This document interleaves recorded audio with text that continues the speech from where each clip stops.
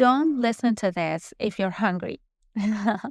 Meal planning can save both time and money.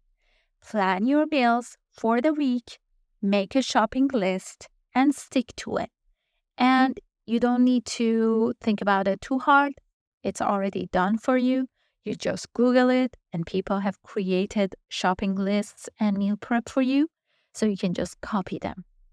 This reduces your food waste and the temptation to eat out.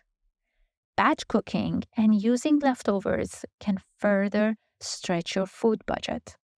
You can cook everything at the same time, and also you can use the leftovers to get creative and maybe add some eggs to it and create a new type of omelette. Bon appétit!